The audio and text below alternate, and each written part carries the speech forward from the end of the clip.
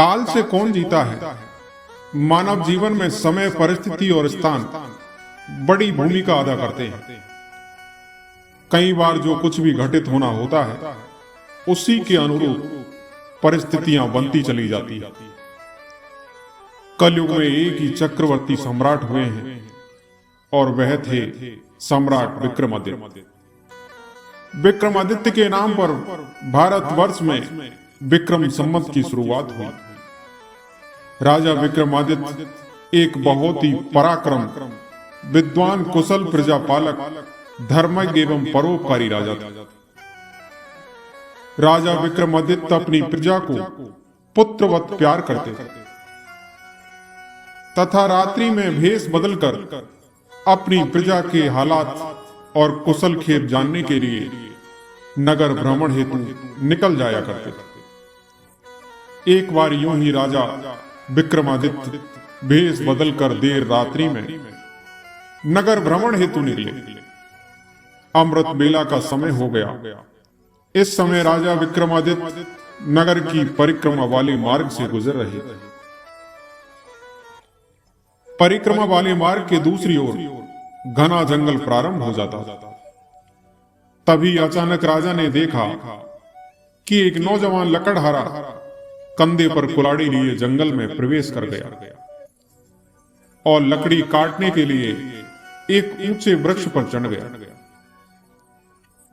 तत्काल ही राजा विक्रमादित्य ने देखा कि एक भयानक रीछ दौड़ा हुआ आया और उस वृक्ष पर चढ़ने लगा, जिस वृक्ष पर वह नौजवान लकड़हारा लकड़ी काट रहा था। राजा को बड़ा अचंभा हुआ, क्योंकि रीछ तो वृक्ष पर कभी नहीं चढ़ सकता।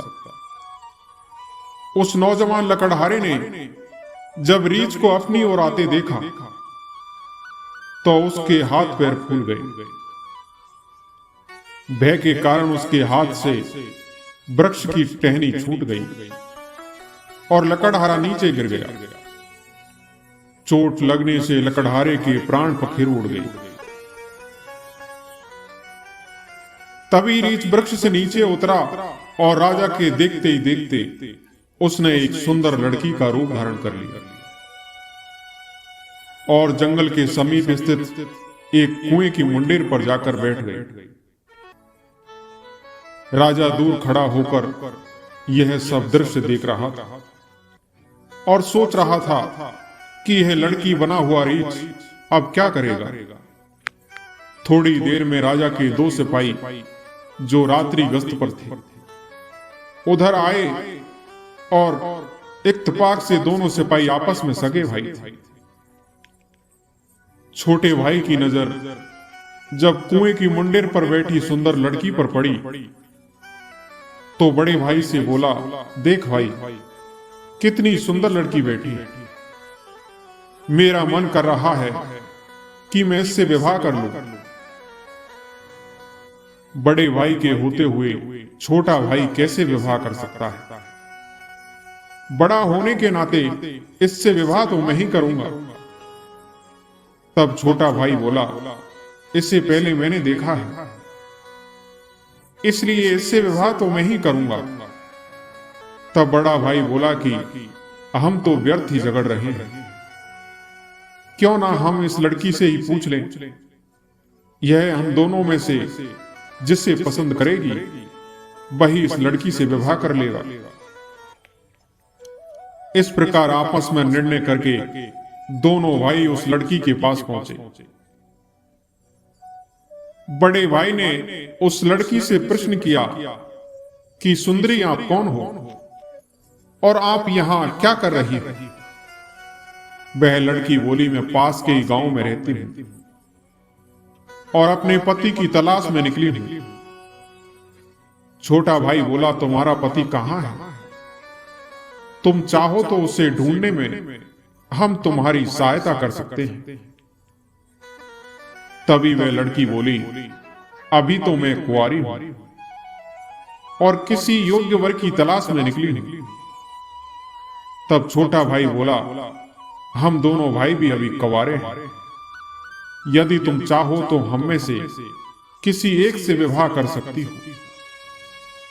लड़की बोली, मैं तुम दोनों में से एक से विवाह कर लूंगी, परंतु मेरी एक शर्त है। दोनों भाई बोले, क्या शर्त है तुम्हारी? लड़की बोली, तुम दोनों में से जो भी अधिक बहादुर होगा मैं उसी से विवाह करूंगी। इतना सुनते ही दोनों भाई स्वयं को एक दूसरे से श्रेष्ठ सिद्ध करने की इच्छा रखते हुए आपस में युद्ध करने लगे।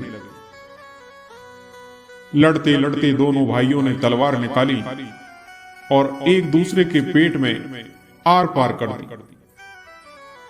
इस प्रकार तड़प तड़प कर दोनों भाइयों ने अपने प्राण त्याग दिया। तभी वह लड़की जोर से हंसी और उठकर एक दिशा की ओर चल पड़ी। अब यह लड़की क्या करेगी, ऐसा सोचते हुए राजा विक्रमादित्य भी थोड़ी थोड़ी दूरी रखते हुए उस लड़की के पीछे पीछे चलने लगे। अब तक सूर्य भगवान भी पूर्ण रूप से उदय हो चुके थे, परंतु सम्राट विक्रमादित्य एक रीछ के वृक्ष पर चढ़ने और फिर एक सुंदर लड़की का रूप बदलने की विचित्र घटना अपनी आंखों से देखकर अपनी सुध बुध खो बैठे। उन्हें अपनी भूख प्यास व राज्य कार्य के विषय में कुछ भी ध्यान नहीं रहा। ध्यान रहा तो केवल उस रहस्यमयी सुंदर लड़की के विषय में जानने की जिज्ञासा।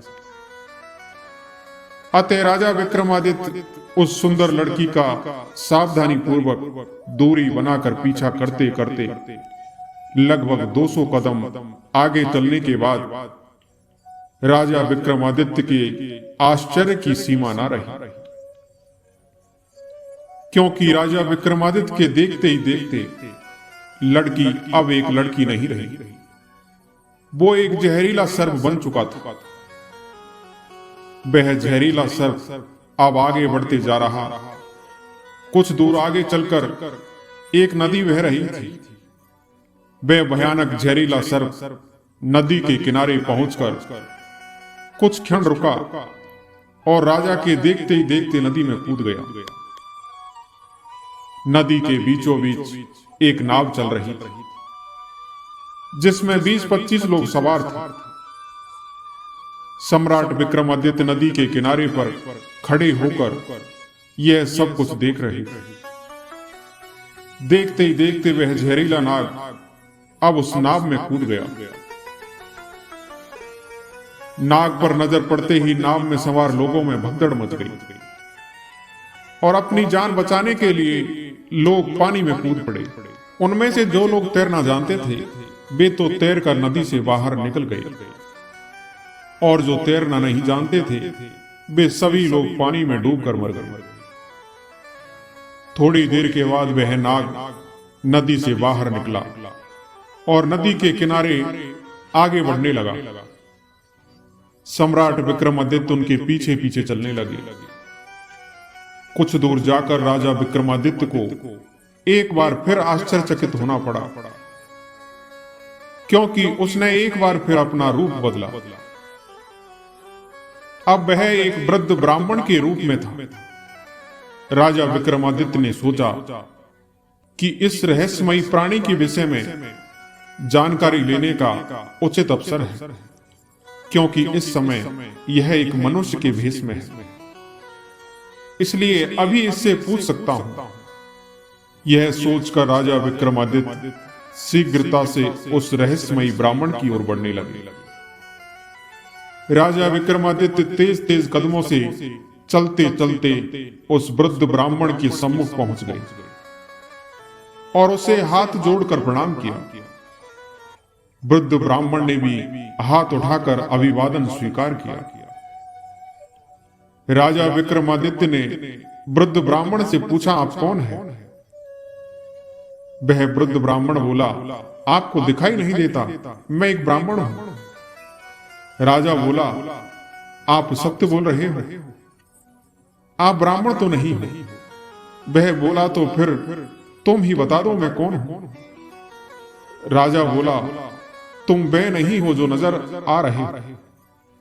वह बोला, मैं जो कुछ भी हूं, तुम्हें इससे क्या लेना देना।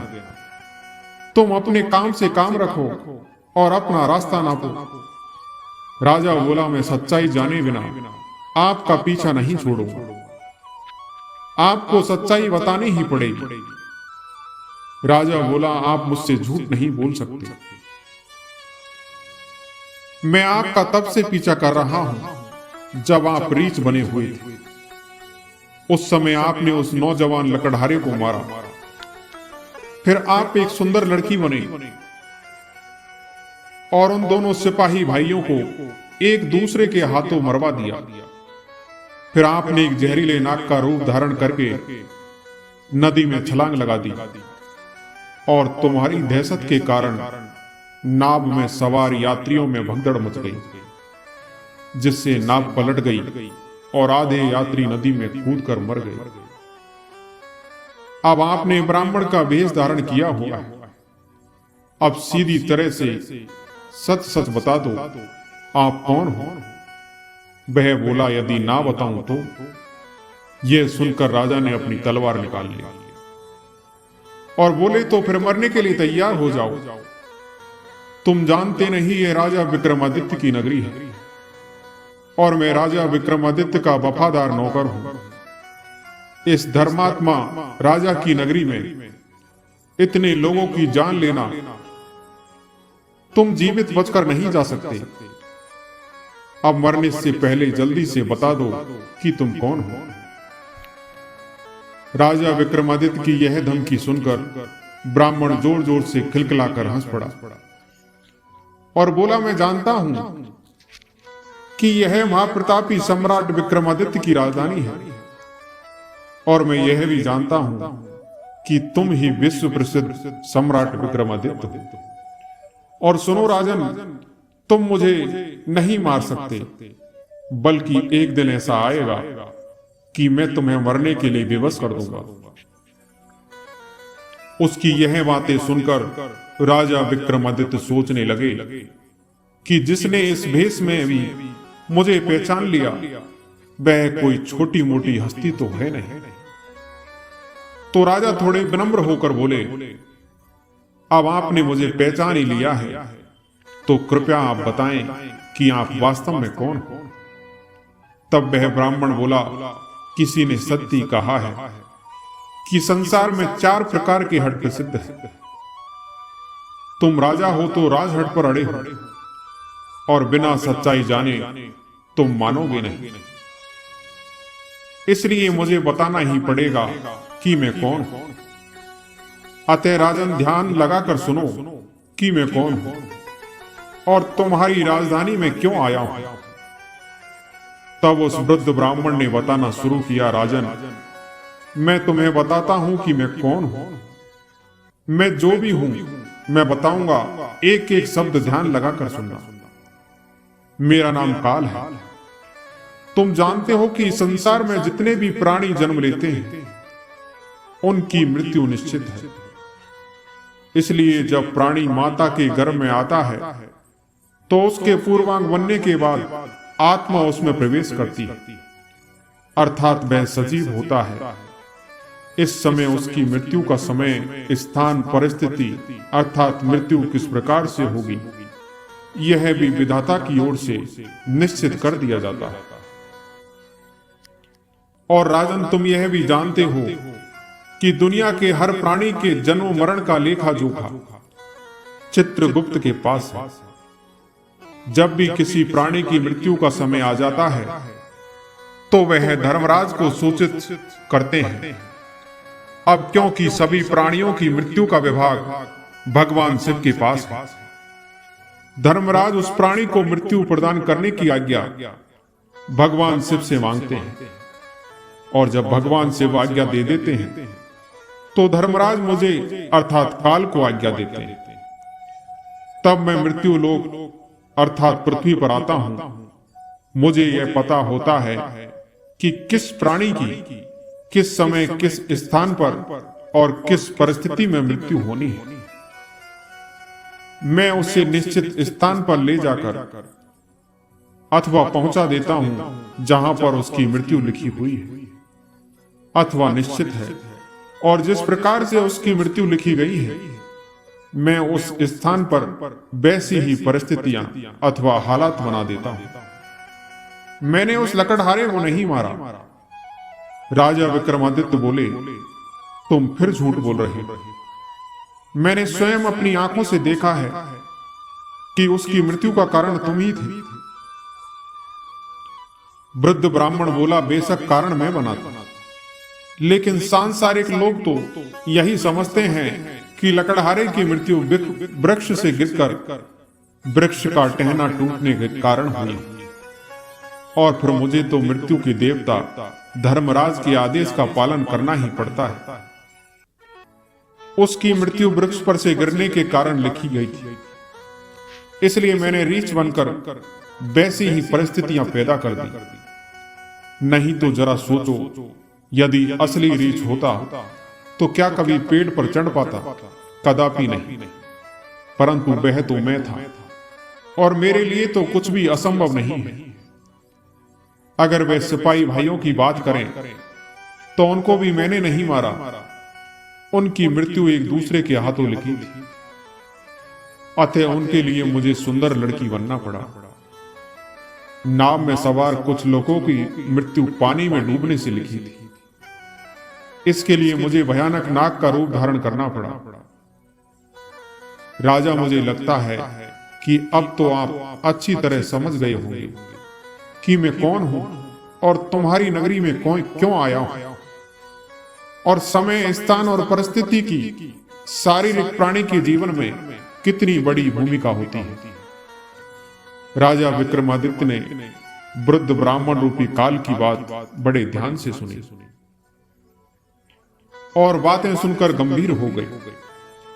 काल कहने लगा, हे राजन, अब मैं चलता हूं। राजा विक्रमादित्य बोले, कालदेव, आपने मुझे बहुत अच्छी जानकारी दी है, जिसके लिए मैं आपका बहुत आभार व्यक्त करता हूं। कृपया जाने से पहले मेरे एक और प्रश्न का उत्तर देते जाइए। काल बोला, पूछो, मेरे पास इतना वक्त नहीं है। राजा विक्रमादित्य बोले, कृपया करके मुझे यह बताइए कि मेरी मृत्यु कब, किस स्थान पर और किस प्रकार से होगी। तुम्हारी मृत्यु कहां और किस प्रकार से होगी यह तो मैं बता दूंगा, परंतु यह नहीं बता सकता कि तुम्हारी मृत्यु कब होगी। राजा विक्रमादित्य बोले, कालदेव, मृत्यु का समय बताने में आपको क्या आपत्ति है? राजन, यदि मैंने पहले ही आपको मृत्यु का समय बता दिया तो इसी क्षण से आप चिंताग्रस्त हो जाएंगे, और आप तो जानते ही हो कि चिंता चिता के समान होती है। अभी तो आपको अपने शासनकाल में बहुत से शुभ और जन कल्याण के कार्य करने हैं। चलो, समय ना सही, यह तो बता दो कि मेरी मृत्यु कहां और कैसे होगी। कालदेव बोले, सुनो राजन, तुम्हारी मृत्यु तुम्हारे ही महल में सीढ़ियों पर से पांव फिसल कर गिरने के कारण होगी। यह सब बातें सम्राट विक्रमादित्य को बताकर वृद्ध ब्राह्मण रूपी काल शीघ्रता से एक दिशा की ओर चल पड़े और कुछ दूर जाकर विलुप्त हो गए। इस वक्त तक सूर्य भगवान भी पूर्ण रूप से अस्त हो चुके थे। चारों तरफ अंधकार छा गया था। राजा विक्रमादित्य अब तक शारीरिक और मानसिक रूप से थक चुके थे, अतः मन में गहन सोच विचार लिए हुए तेज कदमों से अपने महल की ओर प्रस्थान कर गए। और आगे चलकर सचमुच ऐसा ही हुआ। राजा विक्रमादित्य की मृत्यु अपने महल की सीढ़ियों से फिसलकर गिरने से ही हुई थी, और इस कथन की पुष्टि इतिहासकारों ने भी की थी। दोस्तों, मैं आशा करता हूं कि ये कहानी आपको जरूर पसंद आई होगी। कहानी पसंद आई हो तो हमारी वीडियो को लाइक और सब्सक्राइब जरूर करें। धन्यवाद।